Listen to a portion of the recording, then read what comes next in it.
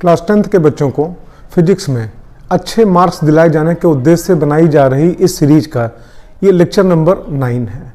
इसके पहले lecture number 1 से लेकर लेक्चर नंबर 8 तक आपने उम्मीद है देखा होगा, और अगर आपने नहीं देखा है तो एक बार आप उसको देखो, क्योंकि शुरू में लेक्चर नंबर 1 से लेकर लेक्चर नंबर 5 तक हमने थ्योरी पढ़ाई है और उसी के बाद एक एक चैप्टर का न्यूमेरिकल हम लेके चल रहे हैं। इस चैप्टर में यानी कि आप यूँ कहो लेक्चर नंबर 9 में हम यहाँ पे विद्युत धारा का चुंबकीय प्रभाव, magnetic effect of electric current पर आधारित जितने भी फार्मूले हैं उस फार्मूले पे बेस्ड हम यहाँ पे न्यूमेरिकल्स लेके चल रहे हैं। शुरू करते हैं न्यूमेरिकल 1। पहला न्यूमेरिकल, 500 फेरों वाली एक कुंडली से बद्ध चुंबकीय फ्लक्स 0.1 सेकंड में 0.32 वेबर से घटकर शून्य रह जाता है। ठीक, कुंडली के सिरों के बीच उत्पन्न प्रेरित विद्युत वाहक बल की गणना करो। पहले क्वेश्चन आप समझो, देखो फेरों की संख्या कितना दिया हुआ है 500, 500। ठीक, तो हमने यहाँ पे लिखा प्रश्नानुसार n बराबर कितना 500, 500। ठीक है, अच्छा कितनी देर में 0.1 सेकंड में, तो यहाँ पे देखो डेल्टा टी बराबर क्या 0.1 सेकंड। न्यूमेरिकल थोड़ा सा आसान हो जाता है अगर वैल्यूज को आप पॉइंट से हटा के पावर में चेंज कर लो। तो हमने 0.1 सेकंड को हमने 10⁻⁻1 कर दिया। उसके बाद फिर आप देखना इसमें, और आप जानते हो 0.1 सेकंड में 0.30 वेबर से घटकर शून्य रह जाता है, मतलब चुंबकीय फ्लक्स में परिवर्तन हुआ। तो अंतिम चुंबकीय फ्लक्स पहले और प्रारंभिक चुंबकीय फ्लक्स बाद में, तो शून्य हो जाता है। तो अंतिम चुंबकीय फ्लक्स कितना 0। अच्छा पहले कितना था 0.32 था, तो हमने 0.32 कर लिया। तो आप जानते हो बराबर कितना आ गया -0.32 और वेबर। चुंबकीय फ्लक्स का मात्रक क्या होता है, वेबर होता है। फैराडे का नियम हमने पढ़ाया है, थ्योरी में आपने पढ़ा होगा। आप जानते हो फैराडे का जो विद्युत चुंबकीय प्रेरण संबंधी नियम है, पहला नियम है जिसको न्यूमैन के नियम के नाम से भी जाना जाता है। तो उसमें फार्मूला आपका निकल के आता है, प्रेरित विद्युत वाहक बल को हम स्मॉल ई से लिखते हैं और स्मॉल ई बराबर -n delta phi M upon delta T. Minus हो तो हमने माइनस किया, फिर यहाँ पे आप देखो n, तो n का मान कितना 500, तो यहाँ पे 500 हो गया। फिर डेल्टा फाई एम, तो डेल्टा फाई एम का मान कितना -0.32 वेबर और बटे डेल्टा टी का मान कितना 10⁻⁻1। आप सॉल्व करोगे बराबर आपका 1600 और मात्रक क्या हो जाएगा वोल्ट। पहला क्वेश्चन आपका लग गया। आप अंत तक बने रहना, हमारा पूरा प्रयास होगा कि कम से कम 50 क्वेश्चन आपको दें। किसी भी कंपटीशन में अगर आप बैठते हो क्वेश्चन आपको मिलेंगे, आपके स्टैंडर्ड का जो आपका पेपर होगा उसमें इसी 50 के अंदर के ही क्वेश्चन आपको मिलेंगे, संख्या भले बदली हो। क्वेश्चन नंबर 2 आप देखना, 100 फेरों वाली एवं 1 मीटर स्क्वायर क्षेत्रफल की कुंडली को 2 × 10⁻²2 वेबर प्रति मीटर स्क्वायर के एक समान चुंबकीय क्षेत्र में रखने पर कुंडली से बद्ध चुंबकीय फ्लक्स ज्ञात करो। अच्छा क्वेश्चन में 2 कंडीशन दिया हुआ है, जबकि कुंडली का तल क्षेत्र के अनुदेश है और दूसरा कह रहा है कि क्षेत्र के अवलंबवत है। पहले देखो क्वेश्चन में क्या क्या दिया हुआ है। 100 फेरों वाली कुंडली, तो n का मान कितना हो गया 100 टर्न्स। टर्न मतलब क्या, फेरा।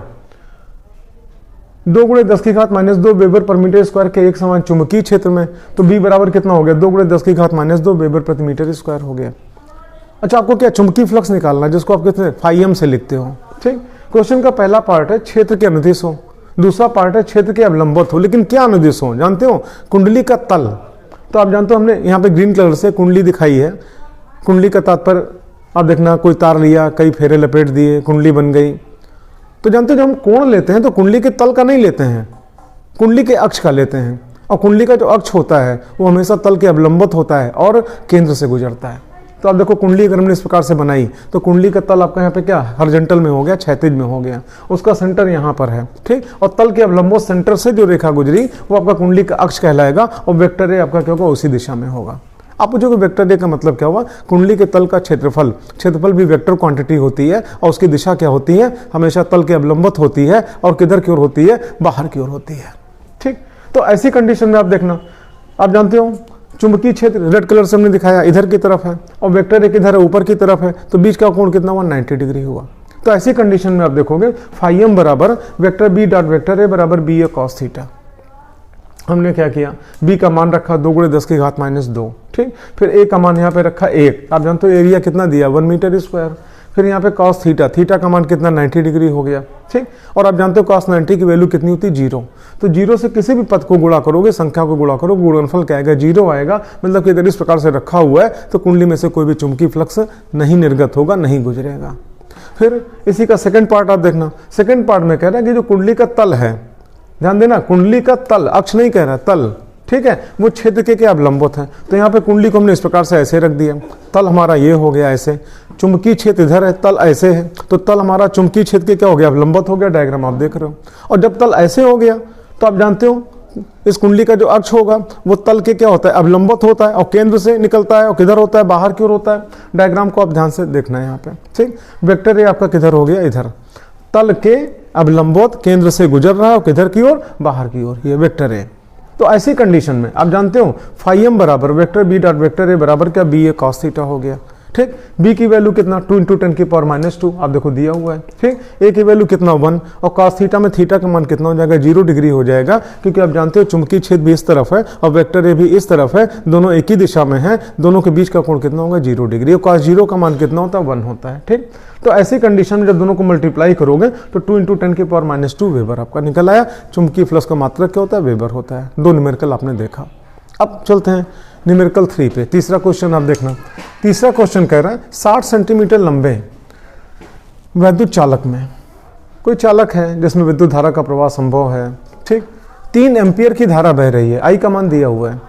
चालक को 1.5 न्यूटन प्रति एम्पियर मीटर तीव्रता वाले चुंबकीय क्षेत्र में क्षेत्र की दिशा से 30 डिग्री का कोण बनाते हुए रखा जाता है। चालक पर लगने वाले बल का मान बताओ। पहले देखो क्वेश्चन में क्या क्या दिया हुआ है प्रश्नानुसार। L बराबर, तो आप जानते हो लंबाई कितनी है, 60 सेंटीमीटर है, तो हमने 60 सेंटीमीटर रख दिया।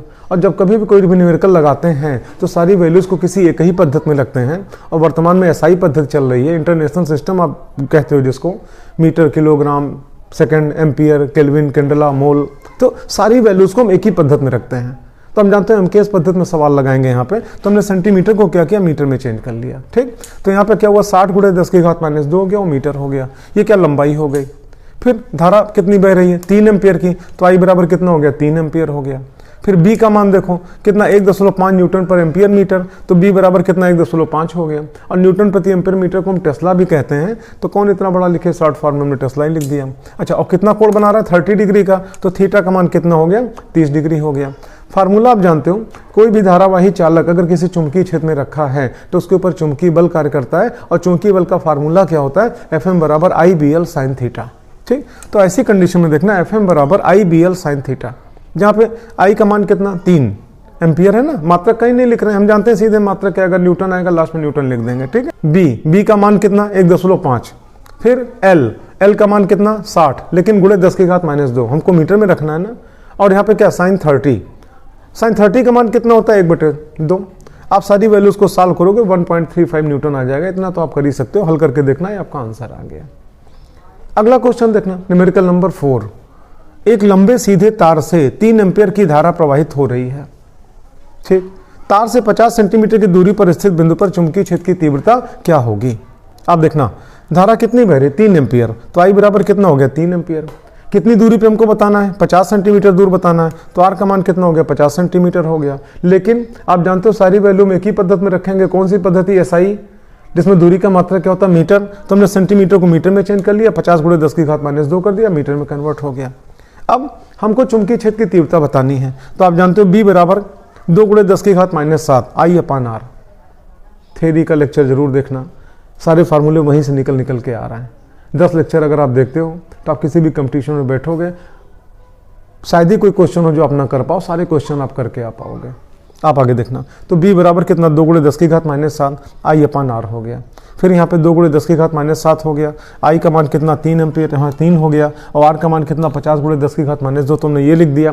आप सॉल्व करोगे 1.2 × 10⁻6 टेस्ला आ जाएगा। ये आपका न्यूमेरिकल नंबर 4 था। अब अगला क्वेश्चन नंबर 5, 5वां क्वेश्चन आप देखना। एक प्रोटॉन 3 × 10⁻³ टेस्ला के चुंबकीय क्षेत्र में 3 × 10⁻³ मीटर पर सेकंड के वेग से अभिलंबित प्रवेश करता है। प्रोटॉन पर आरोपित बल की गणना करो। आप जानते हो प्रोटॉन पर आवेश कितना होता है, 1.6 × 10⁻⁻19 कूलम का धनावेश होता है, ठीक। इलेक्ट्रॉन और प्रोटॉन का कम से कम आपको याद होना चाहिए। अच्छा, पहले आप देखना इसमें चुंबकीय क्षेत्र की तीव्रता कितना दिया, 3 × 10⁻³ टेस्ला, तो आप देखो B बराबर 3 × 10⁻³ टेस्ला हो गया। किस वेग से प्रवेश करता है, 3 × 10⁻³ मीटर पर सेकंड, तो V का मान कितना, 3 × 10⁻³ मीटर पर सेकंड। अच्छा, अब लंबवत प्रवेश करता है तो थीटा का मान कितना, 190 डिग्री हो गया। प्रोटॉन पर आवेश आपको मालूम है ही है कितना, 1.6 × 10⁻⁻19 कूलम। आप जानते हो उसके ऊपर लगने वाला बल एक जानकारी आपको दें, कोई भी आवेशित कण अगर चुंबकीय क्षेत्र में गतिमान होता है तो उसके ऊपर एक चुंबकीय बल कार्य करता है, उस बल को हम क्या कहते हैं? लॉरेंज बल कहते हैं। ये लॉरेंज बल की डेफिनेशन है। चुंबकीय क्षेत्र में गतिमान आवेशित कण पर लगने वाले चुंबकीय बल को लॉरेंज बल कहते हैं। तो आप देखना, लॉरेंज बल का फार्मूला होता है QVB sin theta, F Lorentz बराबर QVB sin थीटा। ठीक, तो Q का मान ये सामने, V का मान ये सामने, B का मान ये सामने और थीटा का मान कितना? 90 डिग्री। तो ऐसी कंडीशन जो इसको सॉल्व करोगे आप यहाँ पे, तो ये बराबर आ जाएगा 1.44 गुणे 10⁻12 न्यूटन। ये निकला प्रोटॉन पर लगने वाला बल। और एक जानकारी और आपको दे दें यहाँ पे, हालांकि आवश्यकता नहीं है यहाँ पे, आप सुनो, कोई भी आवेशित कण अगर एक समान तीव्रता के चुंबकीय क्षेत्र में और छेद की दिशा के लंबवत प्रवेश करेगा तो उसका गमन पथ क्या होगा? वृत्ताकार। और वही आवेशित कण अगर एक समान तीव्रता के वैद्युत क्षेत्र में और छेद की दिशा के अवलंबित प्रवेश करेगा तो उसका गमन पथ क्या होगा? परवलयाकार। अगर मान लो बाय द वे पूछता है कि कोई आवेशित कण है किसी एक समान तीव्रता के चुंबकीय क्षेत्र में छेद की दिशा के अवलंबित प्रवेश किया, उसका गमन पथ कैसा होगा? तो आप सीधे आप लिख देना वृत्ताकार होगा। चुंबकीय क्षेत्र में वृत्ताकार होगा और वैद्युत क्षेत्र में अगर अवलंबित प्रवेश करेगा तो क्या होगा? परवलयाकार होगा। अगला क्वेश्चन देखना, क्वेश्चन नंबर 6। ठीक, 2 मीटर लंबे तार से होकर 0.5 एम्पियर की धारा बह रही है। यह तार 0.4 न्यूटन पर एम्पियर मीटर तीव्रता के चुंबकीय क्षेत्र में और छेद के अवलंबित रखा है। तार पर लगने वाले वैद्युत बल की गणना करो। अभी इस टाइप का क्वेश्चन आपने इसके ऊपर भी लगाया था। पहले देखो क्वेश्चन में क्या क्या दिया है। 2 मीटर लंबे तार, तो यल बराबर कितना हो गया? 2 मीटर हो गया। 0.5 एम्पियर की धारा बह रही है, तो आप जानते हो आई बराबर कितना हो गया? 0.5 एम्पियर हो गया। ठीक, चुंबकीय क्षेत्र की तीव्रता कितना है? 0.4 न्यूटन पर एम्पियर मीटर। तो चुंबकीय क्षेत्र की तीव्रता हो गई B बराबर 4 गुणे 10⁻⁴ हमने कर लिया। जैसे ना 0.4 है, तो अभी हमने आपको इसको पहले बताया कि अगर पॉइंट को अगर हटा के 10 की घात में लिख लोगे तो कैलकुलेशन थोड़ा आसान हो जाता है। ठीक है, तो 0.4 की जगह पर हमने 4 × 10⁻⁻1 कर दिया। और न्यूटन प्रति एम्पियर मीटर को हम क्या कहते हैं? टेस्ला कहते हैं। तो ये टेस्ला हो गया। अच्छा, किधर अब लंबवत प्रवेश करता है? थीटा का मान कितना? 90 डिग्री हो गया।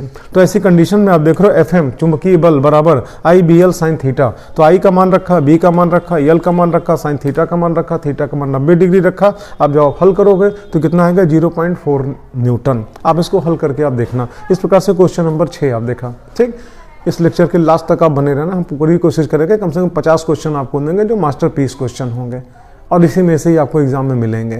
क्वेश्चन नंबर 7 पे चलते हैं। एक 2 मीटर लंबे तार में 2 एम्पियर की धारा बह रही है। तार से 0.5 मीटर दूर चुंबकीय क्षेत्र की तीव्रता का मान बताओ। धारा कितनी बह रही है? 2 एम्पियर। आप देखो पहले क्वेश्चन जो दिया उसको पहले नोट कर लेंगे यहाँ पे। तो आप जानते हो आई बराबर कितना? 2 एम्पियर। अच्छा, कितनी दूर बताना है? 0.5 मीटर दूर बताना है। तो आप जानते हो आर की वैल्यू कितनी हो गई? 0.5 मीटर हो गई। क्या निकालना है? चुंबकीय क्षेत्र की तीव्रता। चुंबकीय क्षेत्र की तीव्रता का जो फार्मूला होता है, किसी लंबे रुजुरेखीय धारावाही चालक तार के कारण उसके निकट r दूरी पर स्थित किसी बिंदु पर चुंबकीय क्षेत्र की तीव्रता V that is equal to μ0/2 pi I/r। और जहाँ पे μ0/2 पाई का मान कितना होता है? 2 × 10⁻⁷। तो आप देखना B बराबर 2 × 10⁻⁷ और यहाँ पे क्या हो गया? I/r। ठीक, फिर यहाँ पे 2 × 10⁻⁷ I, तो I का मान कितना है? 2 एम्पियर। तो यहाँ पे 2 लिख दिया गया। अच्छा, R का मान, तो R का मान 0.5 मीटर है। इसके पहले भी न्यूमेरिकल्स में होता है जहाँ तक हो सके पॉइंट से आप बचोगे तो कैलकुलेशन थोड़ा सा आसान हो जाता है। तो यहाँ पे 0.5 मीटर है, तो इसको हमने 5 × 10⁻⁻1 मीटर कर दिया। ठीक, मात्रक ना ऊपर लिखा ना नीचे लिखा, क्योंकि जानते हैं चुंबकीय क्षेत्र की तीव्रता का जो मात्रक होता है टेस्ला, वही बाद में लिख दिया जाएगा। ठीक, तो जब इसको आप सॉल्व करोगे तो बराबर आपका 8 × 10⁻⁷ आ जाएगा। और सारी वैल्यू आपने MKS पद्धति में रखी है, तो आप जानते हो इसका मात्रक भी MKS पद्धति में होगा। और MKS पद्धति या यूं कह लो कि SI पद्धति में इसका मात्रक क्या होता है? न्यूटन बटे एम्पियर मीटर, और इसी को शॉर्ट फॉर्म में हम टेस्ला भी कहते हैं। चुंबकीय क्षेत्र की तीव्रता निकल आई। ये क्वेश्चन नंबर 7 था। अब आगे चलते हैं क्वेश्चन नंबर 8 पे। 3.2 × 10⁻⁻19 कूलाम का आवेश 10⁻6 मीटर पर सेकंड के वेग से 3 वेबर पर मीटर स्क्वायर तीव्रता वाले चुंबकीय क्षेत्र से 60 अंश के कोण पर प्रवेश करता है। आवेश पर लगने वाले वैद्युत बल की गणना करो। पहले देखो क्वेश्चन में क्या क्या दिया हुआ है। आप जानते हो Q का मान दिया हुआ है आवेश, तो Q बराबर कितना? 3.2 × 10⁻⁻19 कूलाम। फिर उसके बाद आप देखो वेग कितना दिया है? 10⁶ मीटर पर सेकंड। तो V बराबर 10⁶ मीटर पर सेकंड हो गया, वेग हो गया। फिर उसके बाद चुंबकीय क्षेत्र की तीव्रता कितनी दी हुई है? 3 वेबर पर मीटर स्क्वायर। तो V बराबर कितना? 3 वेबर प्रति मीटर स्क्वायर हो गया। फिर उसका थीटा का मान कितना है? तो थीटा का मान कितना? 60 डिग्री दिया हुआ है। थीटा का मान 60 डिग्री लग दिया। थीटा का मान 60 डिग्री यहाँ पे लिख दिया गया। अब कोई भी आवेशित कण किसी एक समान तीव्रता के चुंबकीय क्षेत्र में जब गतिमान होता है तो उसके ऊपर चुंबकीय बल कार्य करता है, जिसको आप लॉरेंज बल भी कहते हो, जिसका फार्मूला क्या होता है QVB sin थीटा। तो ऐसी कंडीशन में आप देखना FM that is equal to QVB sin theta, और जहां पे Q का मान कितना 3.2 × 10⁻⁻19 कूलाम हो गया, V का मान 10⁶ अभी आपने लिखा ऊपर यहाँ पे, ठीक। B का मान कितना 3, ये सामने यहाँ से, ठीक। अच्छा, थीटा का मान कितना 60 डिग्री क्वेश्चन में दिया हुआ है, 60 डिग्री हो गया। और साइन 60 की वैल्यू कितनी होती है √3/2, √3 का मान 1.732/2। एक बार आप रख के हल करना, ये आपका आंसर निकल के आएगा। चुंबकीय बल बराबर कितना 8.31 × 10⁻31 न्यूटन। ये क्वेश्चन नंबर 8 था। आप बने रहना, हम पूरा कोशिश करेंगे कि 50 क्वेश्चन आपको देंगे जो कि मास्टरपीस क्वेश्चन है। अगला क्वेश्चन हम चलते हैं, क्वेश्चन नंबर 9। आप देखना, 2 मीटर लंबे चालक में 4 एम्पीयर की धारा प्रवाहित हो रही है। चालक को 2.5 न्यूटन पर एम्पीयर मीटर की तीव्रता वाले चुंबकीय क्षेत्र में 30 डिग्री के कोण पर रखा जाता है। चालक पर लगने वाले चुंबकीय बल का मान बताओ। अब देखो क्वेश्चन में क्या क्या दिया हुआ है। अब देखो लंबाई दिया है तार की, L का मान दिया हुआ है, फिर धारा दिया हुआ है कितना 4 एम्पीयर दिया है, फिर चुंबकीय क्षेत्र की तीव्रता किसका B का मान दिया हुआ है, और क्या थीटा का मान कितना दिया है। चुंबकीय क्षेत्र में थीटा का मान कितना 30 डिग्री के कोण पर रखा जाता है, ठीक। और आपको चुंबकीय बल का मान बताना है। आप अच्छी तरीके से जानते हो जो फार्मूला आपका होता है I/B/L और साइन थीटा। तो आप पहले देखो I का मान कितना 4 एम्पीयर। आप देखो डायरेक्ट आपको यहाँ पे देखना है इसमें, ये देखो चालक में 4 एम्पीयर की धारा, I का मान 4 एम्पीयर हो गया। B का मान कितना 2.5, यहाँ पे देखो चालक को 2.5 न्यूटन पर एम्पीयर मीटर की तीव्रता वाले चुंबकीय क्षेत्र में B का मान हो गया। फिर लंबाई L का मान आप देखो शुरुआत में ही 2 मीटर लंबा तार है, यहाँ पे 2 हो गया। फिर साइन थीटा, थीटा का मान कितना 30 डिग्री। आप देखो चुंबकीय क्षेत्र में 30 अंश के कोण पर रखा जाता है, 30 डिग्री हो गया। और जो इसको आप सॉल्व करोगे, आप जानते हो साइन 30 की वैल्यू कितनी होती है 1/2। तो 1/2 से 2 कैंसिल हो जाएगा, यहाँ पे 4, यहाँ पे क्या 2.5 है, 2.5 है, आप मल्टीप्लाई करो 10 न्यूटन आ जाएगा। इस प्रकार से आपने देखा क्वेश्चन नंबर 9 लगा। अब आगे चलते हैं क्वेश्चन नंबर 10 पे। क्वेश्चन नंबर 10 ये एक बोर्ड के एग्जाम में अभी 2 साल पहले पूछा भी गया था, हमने वहीं से क्वेश्चन उठाया है ये। आप देखना, एक इलेक्ट्रॉन 3 वेबर प्रति मीटर स्क्वायर तीव्रता वाले चुंबकीय क्षेत्र में 10⁶ मीटर पर सेकंड के वेग से क्षेत्र की दिशा से 30 अंश के कोण पर प्रवेश करता है। कौन प्रवेश करता है? इलेक्ट्रॉन चुंबकीय क्षेत्र में, और क्षेत्र की दिशा से 30 डिग्री का कोण बनाते हुए प्रवेश करता है। इलेक्ट्रॉन पर लगने वाले बल तथा त्वरण की गणना करो। आप जानते हैं यहाँ पे 2 चीजें पूछ रहा है, कितना बल लगेगा ये भी बताओ, और साथ में त्वरण कितना लगेगा ये भी बताओ। तो अब देखो इलेक्ट्रॉन के बारे में कम से कम आपको जानकारी होनी चाहिए, इलेक्ट्रॉन और प्रोटॉन के बारे में, कि इलेक्ट्रॉन का द्रव्यमान कितना होता है, प्रोटॉन का द्रव्यमान कितना होता है, इलेक्ट्रॉन का आवेश कितना होता है और प्रोटॉन पर आवेश कितना होता है। फिलहाल क्वेश्चन में नहीं दिया हुआ था इलेक्ट्रॉन का आवेश, इलेक्ट्रॉन का द्रव्यमान, तो जो आपको पहले जानकारी होनी चाहिए उसी हिसाब से हमने लिखा है यहाँ पे। आप देखना, हम जानते हैं कि इलेक्ट्रॉन पर आवेश Q बराबर माइनस, पहली बात तो इलेक्ट्रॉन पर आवेश होता है, और कितना 1.6 × 10⁻⁻19 कूलम। और साथ ही साथ आप देखना इलेक्ट्रॉन का द्रव्यमान M बराबर 9.1 × 10⁻31 किलोग्राम, ये आपको याद होना चाहिए। फिर वेग कितना दिया है 10⁶ मीटर पर सेकंड, ये सामने। अच्छा, क्वेश्चन क्या कह रहा है कि क्षेत्र की दिशा से 30 अंश का कोण बनाते हुए प्रवेश कर रहा है, मतलब थीटा का मान कितना है 30 डिग्री है। चुंबकीय क्षेत्र की तीव्रता B का मान, तो आप देखो B का मान ये लिखा हुआ है 3 वेबर पर मीटर स्क्वायर। तो आप जानते हो एक समान तीव्रता के चुंबकीय क्षेत्र में गतिमान आवेशित कण पर लगने वाला चुंबकीय बल अर्थात लॉरेंज बल, इसका फार्मूला होता है F लॉरेंज या FM बराबर QVB sin थीटा। तो आप आगे देखना FM बराबर QVB sin थीटा।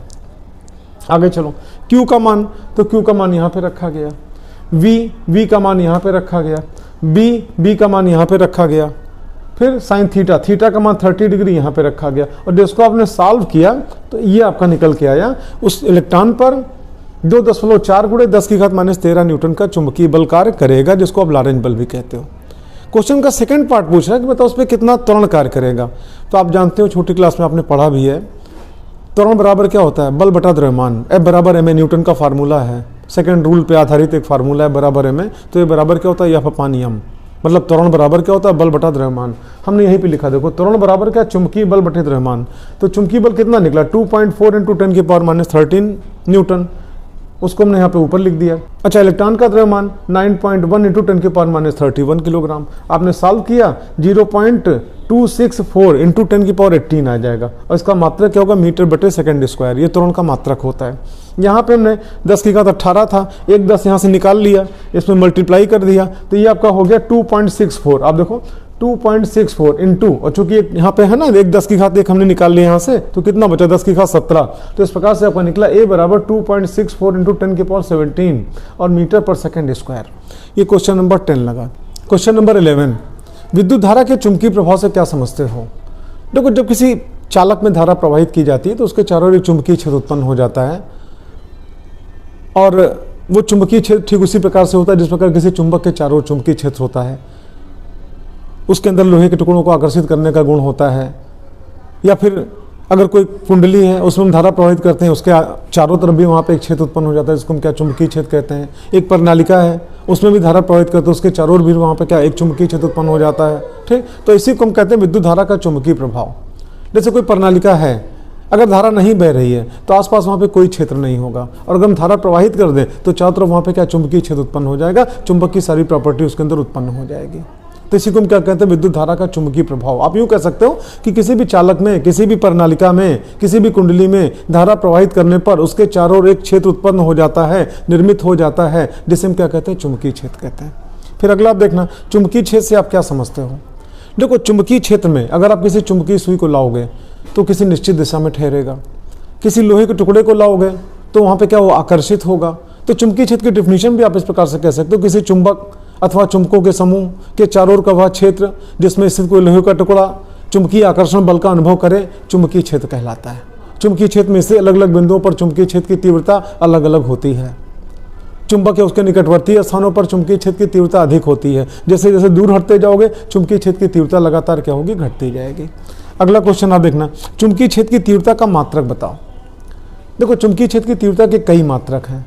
अभी उसके पहले न्यूमेरिकल आप लगाए, हर न्यूमेरिकल में चुंबकीय क्षेत्र की तीव्रता आ रही थी, मात्रक का इस्तेमाल किया जा रहा था। एक मात्रक तो यही होता है Nm/एम्पीयर-मीटर, जिसको शॉर्ट फॉर्म में हम क्या कहते हैं, टेस्ला कहते हैं। इसका एक मात्रक और होता है Weber/मीटर²।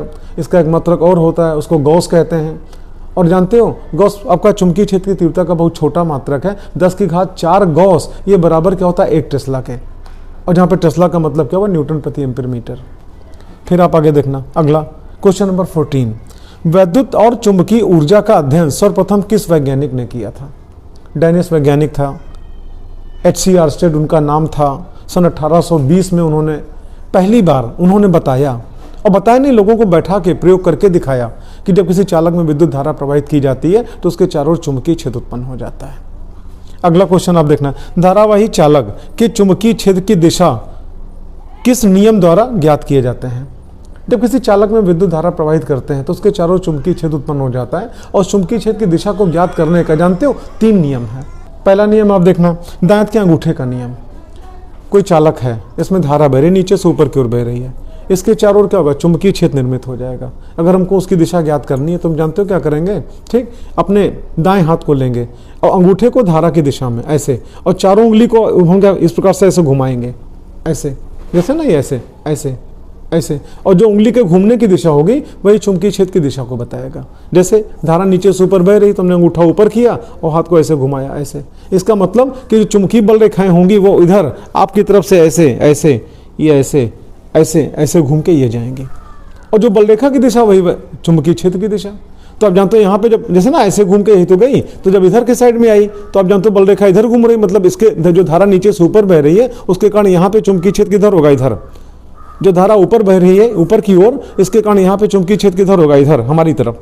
जो धारा ऊपर बह रही है उसके कारण यहाँ इस तरफ कोई पॉइंट है, उस पर चुंबकीय क्षेत्र किधर होगा, इधर की तरफ। और उसी प्रकार जो धारा ऊपर बह रही है उसके कारण यहाँ पे चुंबकीय क्षेत्र किधर होगा, इधर की तरफ। तो एक तो ये अंगूठे का नियम हो गया, दाएं हाथ के अंगूठे का नियम। एक और है आपका दाएं हाथ की हथेली का नियम।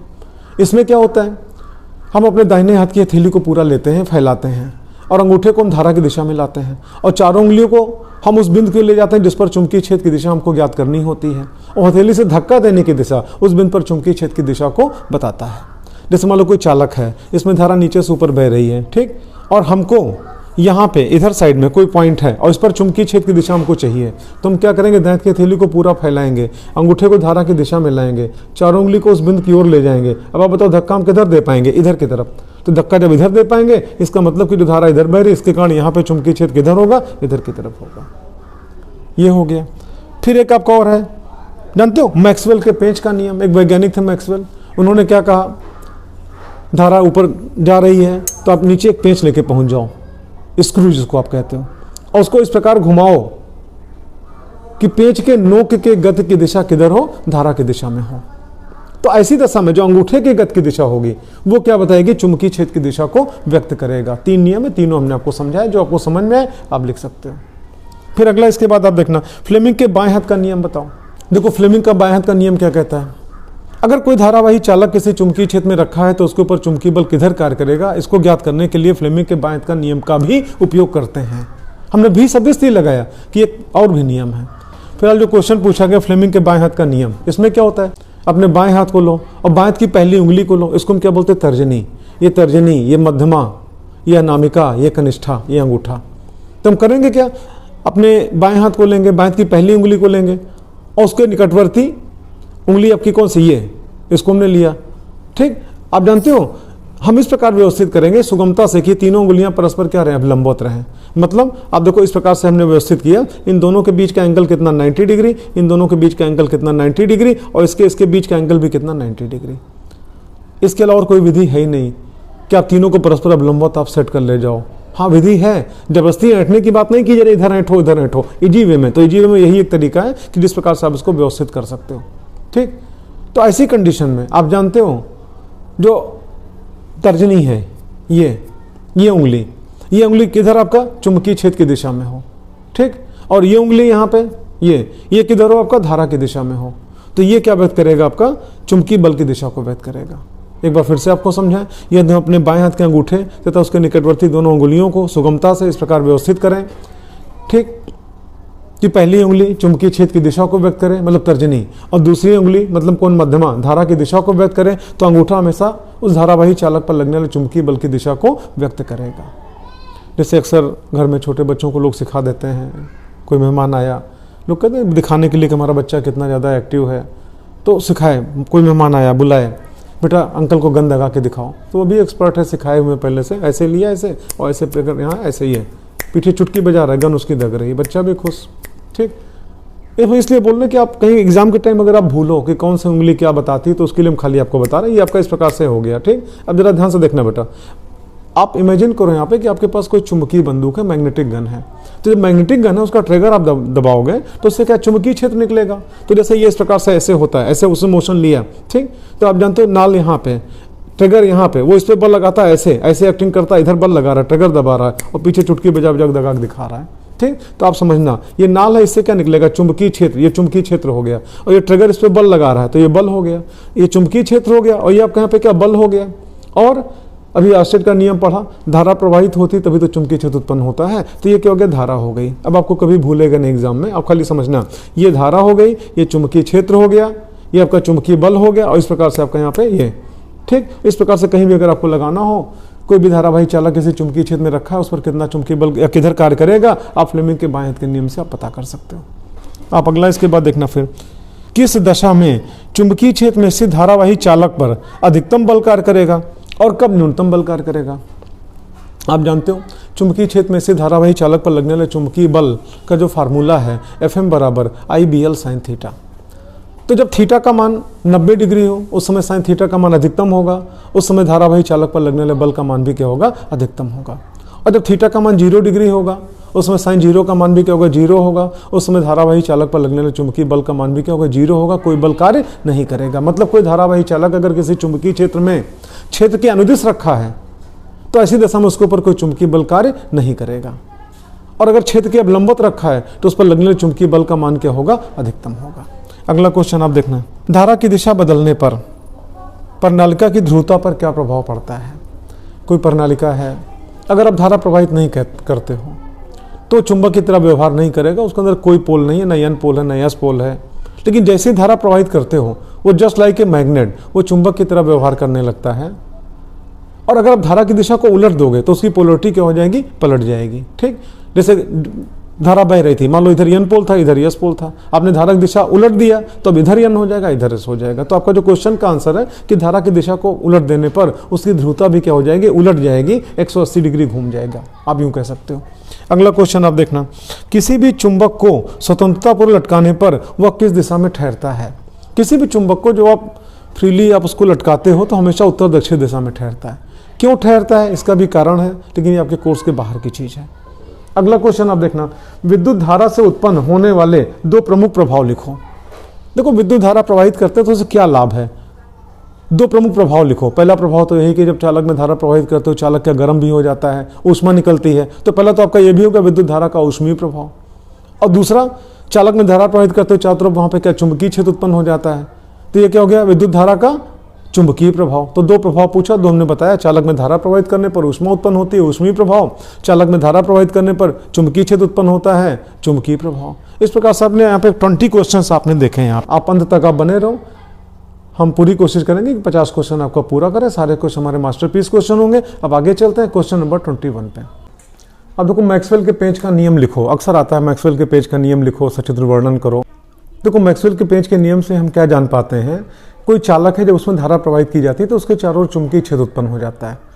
चुंबकीय क्षेत्र की दिशा क्या होगी, दिशा को ज्ञात करने के लिए मैक्सवेल के पेंच के नियम का भी उपयोग करते हैं। देखो मैक्सवेल के पेंच के नियम में क्या, जैसे कोई चालक है, आप देख रहे हो धारा बह रही है, किधर बह रही है, नीचे से ऊपर की ओर बह रही है, करंट फ्लो कर रहा है। ठीक, इसके चारों ओर क्या बना, चुंबकीय क्षेत्र बना। अब हमको पता करना है यहाँ पर चुंबकीय क्षेत्र किधर होगा, या इस जगह पे हवा में यहाँ पे चुंबकीय क्षेत्र किधर होगा, यहाँ पर चुंबकीय क्षेत्र किधर होगा। तो आप एक काम करो, एक पेंच ले लो, स्क्रू, ठीक, और उसको लेके चाहे पेंचकस लगा के चाहे अपने हाथ से आप पकड़ के आप उसको घुमाओ। देखो घर में तमामों आपने पेंच टाइट किया होगा, तो जब आप पेंच को टाइट करते हो तो आप क्लॉकवाइज घुमाते हो कि एंटी क्लॉकवाइज, आप जानते हो, आप उसको क्लॉकवाइज घुमाते हो। और जब पेंच को ढीला करना होता है तो आप एंटी क्लॉकवाइज घुमाते हो। या हिंदी में कहें, जब पेज को टाइट करते हो तो दक्षिणावर्त घुमाते हो, और पेज को ढीला करते हो तो वामावर्त घुमाते हो। तो हमने एक पेंच ले लिया, इस प्रकार से हाथ में पकड़ा, और जानते हो पेज को इस प्रकार घुमाना है कि पेज के नोक के गति की दिशा, पेज के नोक पे ध्यान देना, पेज के नोक के गति की दिशा किधर हो, धारा की दिशा में। मतलब इस प्रकार से आप इसको पकड़ के ऐसे घुमाओ, ऐसे ऐसे घुमाओगे तभी तो नोक ऊपर जाएगी। अगर आप उल्टा घुमाओगे तो पेज आपका टाइट नहीं बल्कि ढीला होगा, नोक किधर आएगी, पीछे आएगी। तो आपने इसको पकड़ के ऐसे घुमाया, पेज के नोक के गति की दिशा किधर है, देखो धारा की दिशा में है। तो ऐसी दशा में अंगूठे के गति की दिशा, अंगूठा देखो इधर से उठा और इधर गिरा, तो अंगूठे की गति की दिशा क्या करेगी, चुंबकीय क्षेत्र की दिशा को व्यक्त करेगा। मतलब आप जानते हो इस तार के इधर जितने भी पॉइंट होंगे सब पर चुंबकीय क्षेत्र किधर होगा, बाहर, और इधर जितने भी पॉइंट होंगे सब पे चुंबकीय क्षेत्र किधर होगा, अंदर की ओर। आप पूछोगे ये आपने पॉइंट क्या बना दिया। आप जानते हो चुंबकीय क्षेत्र को तीर के चिन्ह के द्वारा व्यक्त करते हैं, तो ये मान के चला जाता है कि तीर अंदर से बाहर निकल रही है। अभी तीर का नोक दिखा है, पूरी तीर बाद में निकलेगी। या यहाँ पे अगर आप कहो तो तीर अंदर जा चुकी है, ये तीर का पीछे का पोर्शन दिख रहा है। अगला क्वेश्चन आप देखना, प्रणालिका में लोहे की छड़ रखने पर क्या होता है। अगर प्रणालिका के भीतर, धारावाही प्रणालिका के भीतर कोई लोहे की छड़ रख देते हो आप, तो चुंबकीय क्षेत्र की तीव्रता थोड़ा सा बढ़ जाती है। कारण क्या होता है कि जो चुंबकीय क्षेत्र की बल रेखाएं जो बिखर के जा रही थी वो थोड़ा सा उसको अट्रैक्ट करती हैं। आप यूँ कह सकते हो प्रणालिका के भीतर अगर कोई लोहे की छड़ रख दोगे तो चुंबकीय क्षेत्र की तीव्रता थोड़ी सी क्या होगी, बढ़ जाएगी। अगला आप देखना, कुंडली द्वारा उत्पन्न चुंबकीय क्षेत्र की तीव्रता बी किन किन बातों पर निर्भर करती है। एक फार्मूला आपको दें, कई क्वेश्चन का आंसर उससे निकल आएगा। किसी भी कुंडली द्वारा उत्पन्न चुंबकीय क्षेत्र की तीव्रता का जो फार्मूला होता है B, that is equal to mu naught N I upon 2r। पहले सबका परिचय कर लो। म्यू नॉट क्या है, वायु या निर्वात की चुंबकशीलता। एन क्या है, कुंडली में फेरों की संख्या। आई क्या है, कुंडली में धारा। और 2 तो संख्या हो गई। आर क्या है, कुंडली की त्रिज्या। अब आप यहीं से देखो म्यू नॉट में तो हम आप चाहकर भी कुछ नहीं कर सकते, इसका मान बिल्कुल फिक्स होता है। कितना होता है, म्यू नॉट बराबर 4 पाई इंटू 10 की पावर -7 होता है। हम एन की बात करें, एन क्या, फेरों की संख्या। तो जितना ही ज्यादा फेरे होंगे चुंबकीय क्षेत्र की तीव्रता उतनी ज्यादा होगी, जितने कम फेरे होंगे चुंबकीय क्षेत्र की तीव्रता उतनी ही कम होगी। धारा पे आ जाओ, आई पे, ऊपर है ना आई, ठीक। तो आई का मान जितना ज्यादा होगा बी का मान उतना ज्यादा होगा, आई का मान जितना कम होगा बी का मान उतना ही कम होगा। धारा बढ़ाओगे तो चुंबकीय क्षेत्र की तीव्रता बढ़ेगी, धारा घटाओगे तो चुंबकीय क्षेत्र की तीव्रता घटेगी। आर पे आ जाओ, कुंडली की त्रिज्या जितनी ही बड़ी होगी उत्पन्न चुंबकीय क्षेत्र की तीव्रता उतनी ही कम होगी। कुंडली की त्रिज्या जितनी ही कम होगी उत्पन्न चुंबकीय क्षेत्र की तीव्रता उतनी ही अधिक होगी। मतलब आप यूं कह सकते हो कि चुंबकीय क्षेत्र की तीव्रता कुंडली की त्रिज्या पर निर्भर करती है और त्रिज्या के व्युत्क्रमानुपाती होती है। ये आपका हो गया। फिर अगला आप देखना इसके बाद फिर चुंबकीय क्षेत्र की अपेक्षित प्रबलता या यूं कहो तीव्रता कहां पर अधिक होती है। आपको बताएं, कोई भी चुंबक है, चुंबकीय बल रेखाएं निकलती हैं, एन पोल से निकलती हैं, वापस घूम के यस पोल पे आती हैं, यस पोल पे रुक नहीं जाती हैं, वो चुंबक के अंदर जाती हैं, या प्रणालिका तो प्रणालिका के अंदर जाती हैं और वापस फिर आपका एन पोल पे पहुंच जाती हैं। आप यूं कह सकते हो, देखो चुंबकीय बल रेखा हमेशा एक बंद वक्र बनाती हैं। वैद्युत बल रेखा चुंबकीय बल रेखा में यही एक मुख्य अंतर है कि वैद्युत बल रेखा धनावेश से निकलती ऋणावेश से समाप्त हो जाती है, लेकिन चुंबकीय बल रेखा एन पोल से निकल के यस पोल पे समाप्त नहीं होती, वो अंदर भी जाती है। तो जो क्वेश्चन पूछा गया आपका यहाँ पे कि अपेक्षित तीव्रता कहां पर अधिक होगी, तो जानते हो किसी भी चुंबक के सिरों पर चुंबकीय बल रेखाएं परस्पर अति निकट होती हैं, ज्यादा सघन होती हैं, और जितना सघन होंगी उतने चुंबकीय क्षेत्र की तीव्रता ज्यादा होगी, जितना विरल होंगी उतने चुंबकीय क्षेत्र की तीव्रता क्या कम होगी। किसी भी चुंबक के सिरों पर या धारावाही प्रणालिका के सिरों पर चुंबकीय क्षेत्र की तीव्रता अधिक प्रबल होती है, अधिक होती है। अगला आप देखना, लौह चूर्ण की सहायता से चुंबकीय बल रेखाएं किस प्रकार प्राप्त की जा सकती हैं। बहुत आसान तरीका है। किसी टेबल पे एक व्हाइट पेपर आप रख दो, टेबल पे फिर आप एक चुंबक रख दो, मैग्नेट, थोड़ा सा लौह चूर्ण ले लो। आप यूं कहते हो लोहे का बुरादा, आप पूछोगे कहाँ मिलेगा, जहाँ पे वेल्डिंग का काम होता है, खराद वराद का काम होता है, आप जाओगे वैसे फ्री में आपको थोड़ा सा दे देगा। अब उसको आप बहुत सावधानी से थोड़ा सा ऐसे ऊपर से गिराते जाओ और गिरा के धीरे से आप उसके ऊपर रख दो। एक टेबल होगी, टेबल पे आपने क्या बड़ा सा एक प्लेन पेपर आपने रख दिया, बीच में चुंबक रख दिया और चुंबक के आसपास आपका लोहे के टुकड़े को आपने वहां पे रख दिया। अच्छा, रखने के बाद फिर आप क्या करो, धीरे से हल्का हल्का सा आप उसको टेबल को ठोको। ठोको मतलब कि हल्का सा वाइब्रेट कराओ। तो वाइब्रेट कराओगे तो जो लोहे का टुकड़ा होगा वो भी हल्का सा वाइब्रेट होकर हिल डुल के आपका और इस प्रकार व्यवस्थित हो जाएगा कि कुछ चुंबकीय बल रेखाएं आपको दिखाई पड़ने लग जाएंगी, और ये चुंबकीय बल रेखाओं को प्राप्त करने का तरीका है। अच्छा, उसके बाद देखना, यदि प्रणालिका के सिरों पर विद्युत धारा की दिशा वामावर्ती हो, ठीक, तो वह सिरा कौन सा ध्रुव बन जाता है। अच्छा, इसी के बाद एक क्वेश्चन है, यदि प्रणालिका के सिरों पर विद्युत धारा की दिशा दक्षिणावर्ती हो तो वह सिरा कौन सा ध्रुव बन जाता है। दोनों का आंसर हम एक साथ देने जा रहे हैं। आप जरा एक बात आप देखना, आप सुनो, यहाँ पे एक वर्ड लिखा हुआ है इंग्लिश का, आप पहचानो ये कौन सा वर्ड है, एन, और ये क्या, एस। आप एक काम करो, थोड़ा स्टाइल में लिखा हुआ है ऐसे, ये लो। अब अगर आपसे कहें तो आप यहाँ पे देख रहे हो एन लिखा हुआ, एस लिखा हुआ है, थोड़ा स्टाइल में लिखा हुआ है। अगर आपसे पूछें ये क्लॉकवाइज है कि एंटी क्लॉकवाइज, तो आप यही तो कहोगे ना, एंटी क्लॉकवाइज, और ये क्लॉकवाइज। या हिंदी में बोलो तो इसको क्या बोलोगे, वामावर्त, और इसको क्या बोलोगे, दक्षिणावर्त। तो जानते हो प्रणालिका धारावाही है, उसके जिस सिरों की ध्रुवता आपको पता करनी हो उस सिरे को अपने नेत्र के ठीक सामने लाओ, धारा की दिशा का आकलन करो। और अगर धारा एंटी क्लॉकवाइज डायरेक्शन में मतलब वामावर्त दिशा में दिखाई पड़े तो नेत्र के समीप वाले सिरे पर क्या होगा, एन पोल होगा। और अगर धारा दक्षिणावर्त दिशा में मतलब क्लॉकवाइज डायरेक्शन में दिखाई पड़े, ठीक, तो नेत्र के समीप वाले सिरे पे क्या होगा, एस पोल होगा। अगला क्वेश्चन फिर आप आगे देखना, प्रणालिका के भीतर चुंबकीय बल रेखाएं किस प्रकार व्यवस्थित होती हैं। बताने से अच्छा सामने आप देखना, एक प्रणालिका है, आप जानते हो जब यहाँ पे कुंजी ऑन करेंगे, ठीक, ऐसे, तो इसमें क्या धारा प्रवाहित होगी। और अभी हमने आपको समझाया एन पोल एस पोल। जरा सा आप नियम लगाओ, अगर आपसे पूछें यहाँ पे कौन सा पोल होगा तो अपना नेत्र आप यहाँ पे लाओगे ऐसे, ठीक, और यहाँ से आप ऐसे चेक करोगे, ठीक। तो जब यहाँ से आप देखोगे धारा आपको यहाँ पे क्या इस प्रकार चलती हुई दिखाई पड़ेगी। मतलब यहाँ पे क्या एन पोल है और इधर क्या एस पोल है, और जब एन पोल है तो सारी बल रेखाएं यहाँ से निकलेंगी ऐसे ऐसे इस प्रकार से, मतलब एन पोल से निकल के और कहाँ पे जाएंगे, एस पोल पे, और एस पोल पे खत्म नहीं होंगे, फिर अंदर वापस यहाँ पे आ जाएंगे, बंद वक्र बनाएंगे।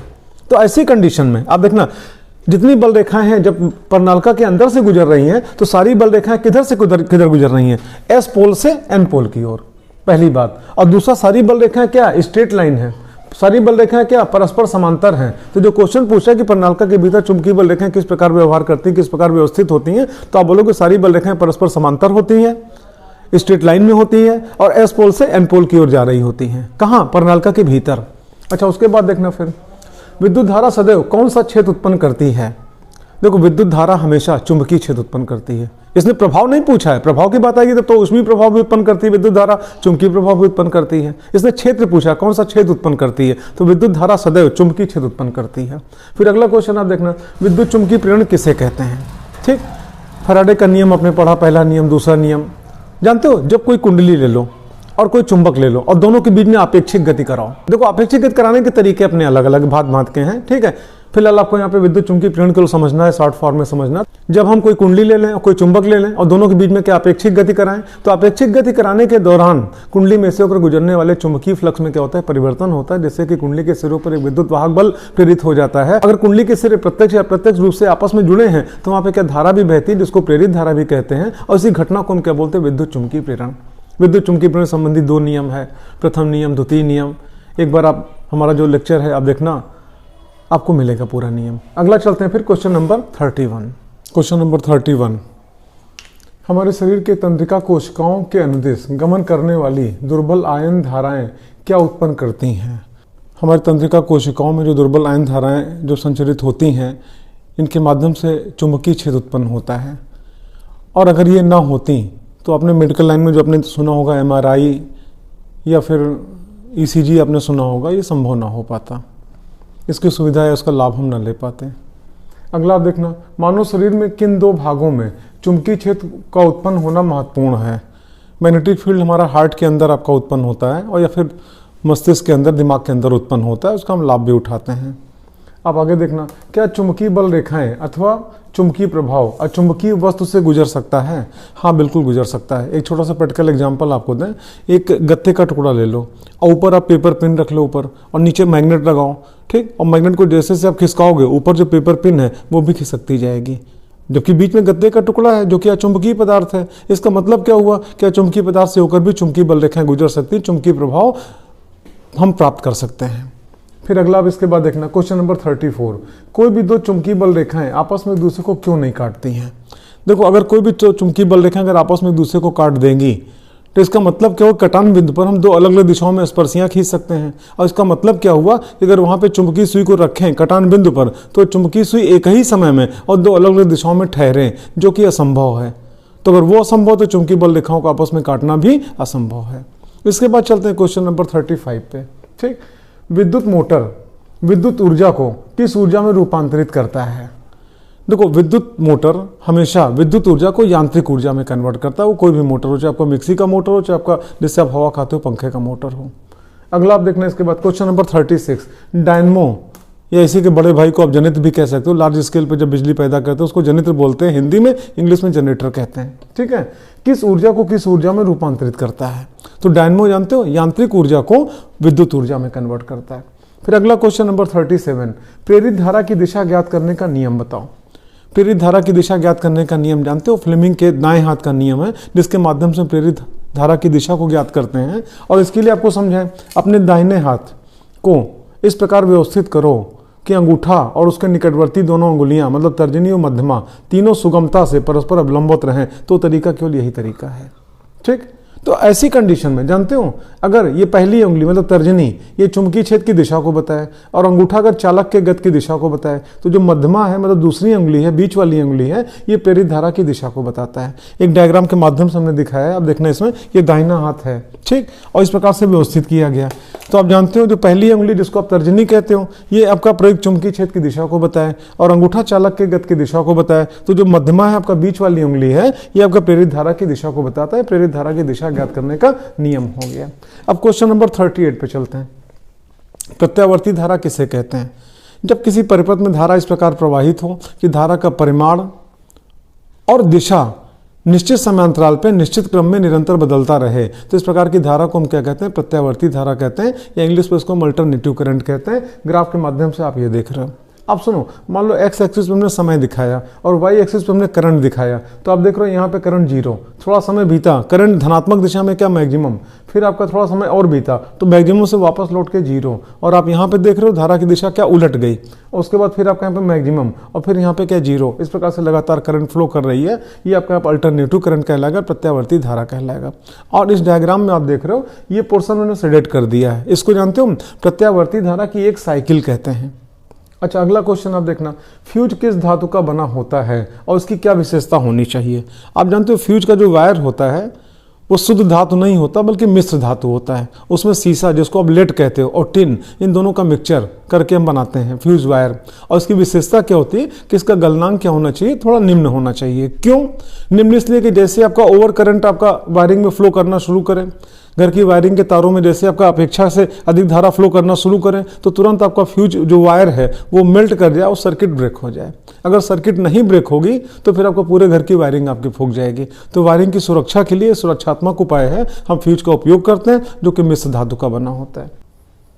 फिर अगला इसके बाद आप देखना क्वेश्चन नंबर 40, विद्युत शॉक से क्या अभिप्राय है। जैसे अक्सर आप सुनते हो कि बिजली का झटका लग गया, तो होता क्या है, जब हमारा पैर 0 वोल्ट पे हो, कैसे, जो हम नंगे पैर चप्पल नहीं पहने, जूता नहीं पहने, या अगर पहने तो गीला पहने हैं, तो हमारा पैर क्या ज़मीन के संपर्क में होता है, और ज़मीन कितने वोल्ट पे, 0 वोल्ट पे होता है। ऐसी दशा में शरीर का कोई भी अंग अगर बिजली के तार से छू जाएगा तो उस अवस्था में क्या हुआ, पैर तो 0 वोल्ट पे है और जो अंग आपका टच कर गया बिजली के तार से, मान लो 220 वोल्ट पे है तो वो 220 वोल्ट पे हो गया, और हमारा शरीर विद्युत का सुचालक है। इस प्रकार हमारे शरीर में से होकर विद्युत धारा प्रवाहित हो जाती है और इसी को कहते हैं करंट मार दिया बोलचाल की भाषा में, और इसी को यहाँ पे कहा जा रहा है विद्युत शॉक कहा जा रहा है। कभी भी आपने ये नहीं सुना होगा वोल्टेज मार दिया, विभव मार दिया। विभव से नुकसान नहीं होगा, लेकिन अगर विभवांतर हो गया तो धारा बह जाएगी, उसी को बिजली का झटका लगना या करंट मार देना, या उसी को कहते हैं विद्युत शॉक लगना। अगला क्वेश्चन नंबर 41, भारत में उत्पादित प्रत्यावर्ती धारा की आवृत्ति कितनी है। ऑल ओवर इंडिया जो विद्युत धारा की सप्लाई, अल्टरनेटिव करंट की सप्लाई की जाती है वो 50 हर्ट्ज पे की जाती है। ये फ्रीक्वेंसी हम चेंज नहीं करते हैं। चेंज इसलिए नहीं करते हैं कि कभी कभी ऐसा भी होता है कि एक राज्य से बिजली उत्पादित करके और दूसरे राज्य में भी हमको भेजना पड़ता है। तो अगर फ्रीक्वेंसी हम अगर अलग अलग रखेंगे, अलग अलग राज्यों की या अलग अलग पावर स्टेशन में अलग अलग फ्रीक्वेंसी पे अगर हम विद्युत ऊर्जा का उत्पादन करेंगे तो एक राज्य से आपका लार्ज स्केल पे बिजली को हम दूसरे राज्य को नहीं दे पाएंगे, या एक पावर स्टेशन से दूसरे पावर स्टेशन का कनेक्शन नहीं कर पाएंगे। इस प्रकार से आपका पूरे ऑल ओवर इंडिया जो बिजली की सप्लाई की जाती है वो 50 हर्ट्ज पे की जाती है। ठीक, अगला क्वेश्चन आप देखना क्वेश्चन नंबर 42, भारत में उत्पादित प्रत्यावर्ती धारा कितने समय में अपनी दिशा उत्क्रमित कर लेता है। उत्क्रमित करने का मतलब क्या, दिशा उलट लेता है, पलट लेता है। ठीक है, तो आपको बताएं 1/100 सेकंड।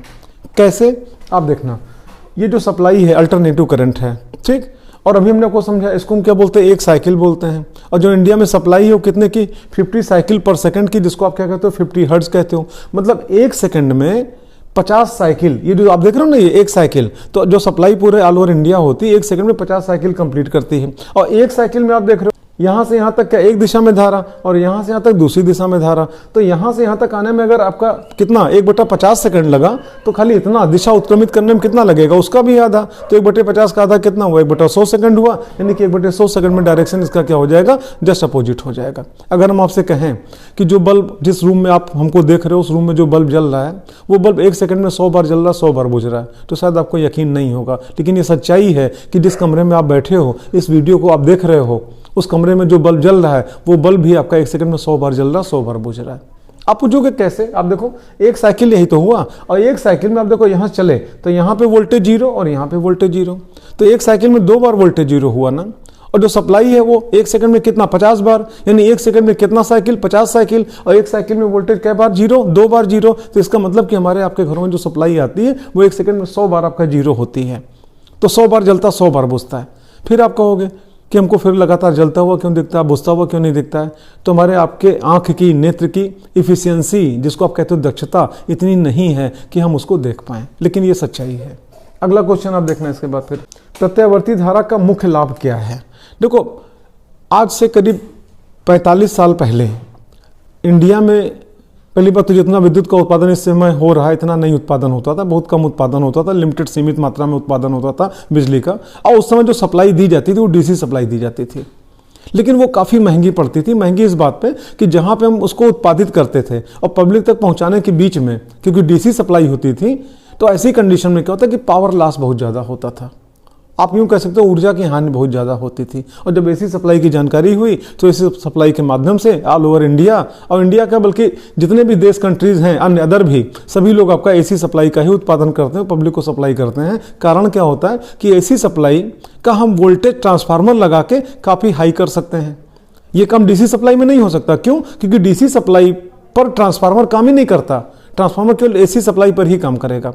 तो ट्रांसफार्मर लगा के हम वोल्टेज को काफ़ी हाई कर लेंगे, और हाई वोल्टेज करके जब हम पब्लिक को भेजेंगे या काफ़ी दूर स्थानों को हम भेजेंगे वहाँ पे, तो उस अवस्था में क्या होता है कि वोल्टेज अगर अधिक हो गया तो करंट कम हो जाएगी तारों में, और जब करंट कम हो जाएगी तो ऊष्मा के रूप में जो रास्ते में जिन तारों से हम बिजली भेज रहे हैं, ऊष्मा के रूप में जो ऊर्जा की हानि होती है वो हानि बहुत कम हो जाएगी, बहुत क्षीण हो जाएगी।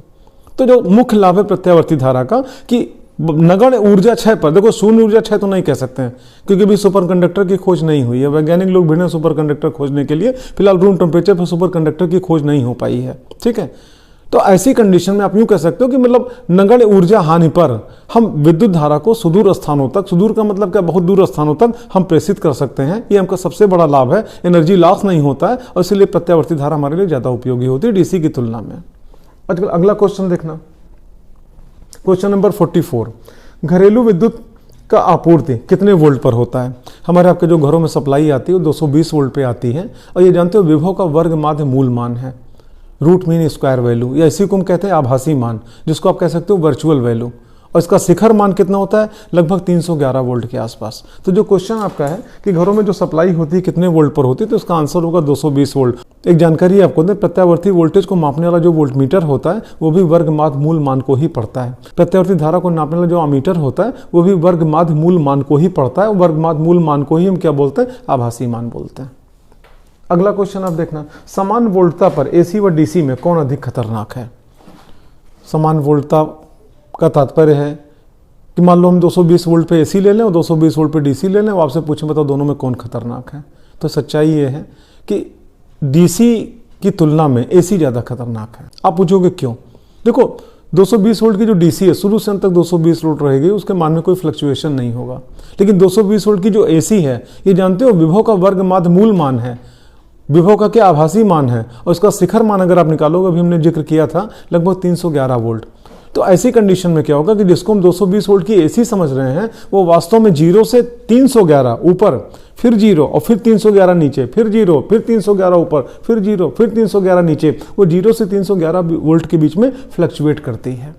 तो जब 311 पहुंचोगे तो करंट भी तो बढ़ जाएगी।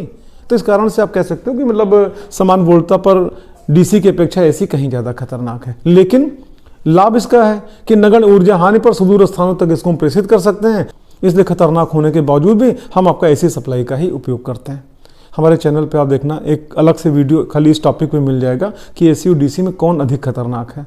एक बार मौका निकाल के एक बार आप देखना और डिटेल आपको जानकारी मिल जाएगी। अगला क्वेश्चन देखना, क्वेश्चन नंबर 46, फिर आप आगे देखना, भूचुंबकत्व के कौन कौन से अवयव हैं। भूचुंबकत्व के केवल 3 अवयव हैं। पहला दिक्पात का कोण, जिसको हम क्या बोलते हैं, एंगल ऑफ डिक्लिनेशन। दूसरा नति कोण, या उसका दूसरा नाम है नमन कोण, और इसको हम कहते हैं एंगल ऑफ डिप। और तीसरा पृथ्वी के चुंबकीय क्षेत्र का क्षैतिज घटक, जिसको हम बोलते हैं horizontal component of earth magnetism. ये भूचुंबकत्व के 3 अवयव हैं।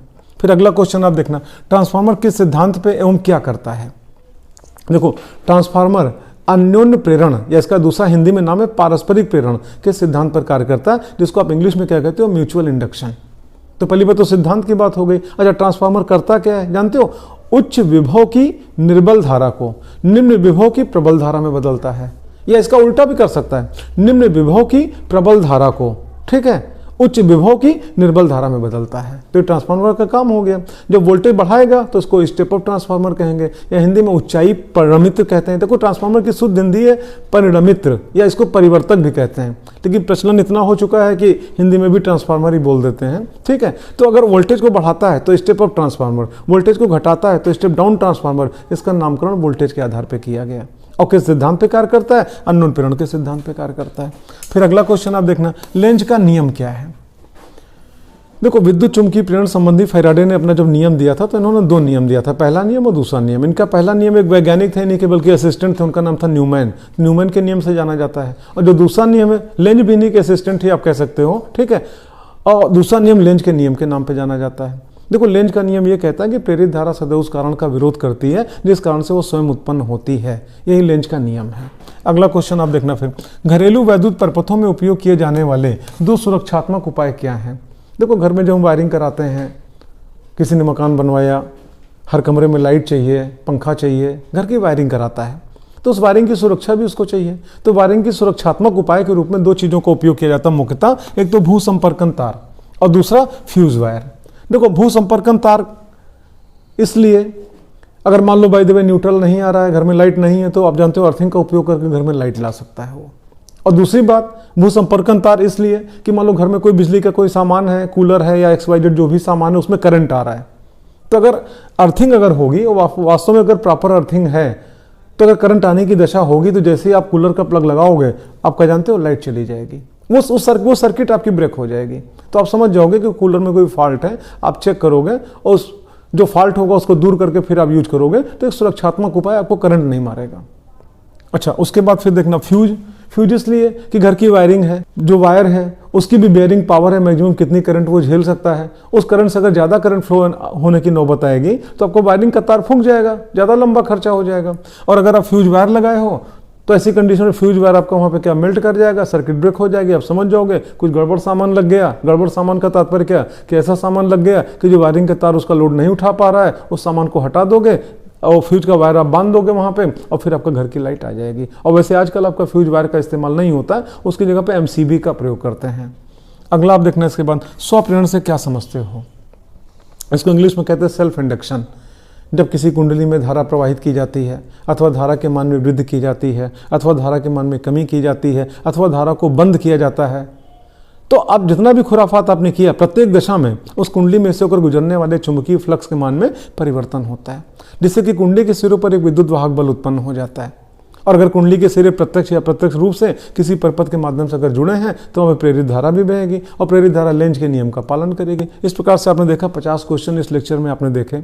अगर आपको लगता है कि वास्तव में हमने मेहनत करी है तो हम सिर्फ इतना चाहेंगे कि सिर्फ आप इतना हमारे लिए कर देना कि आपके जितने भी क्लासमेट्स हैं, वो चाहे कोचिंग के हों चाहे स्कूल के हों, आप उन तक इस वीडियो के लिंक को, हमारे चैनल के लिंक को जरूर पहुंचाना।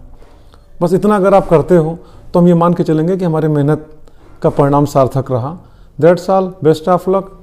अब आगे चलते हैं। लेक्चर नंबर 10 को आप जरूर देखना। केवल 10 लेक्चर आप देखोगे और पूरा का पूरा क्लास 10th का फिजिक्स इतना पर्याप्त हो जाएगा। वास्तव में अगर 10 लेक्चर अगर आपने जितने भी क्वेश्चन, जितनी भी बातें समझाई गई हैं, अगर आपने समझ लिया या उसका नोट्स तैयार कर लिया तो किसी भी कंपटीशन में आप बैठोगे जो 10th स्टैंडर्ड का होगा तो कोई भी क्वेश्चन आप छोड़ के नहीं आओगे। That's all, best of luck.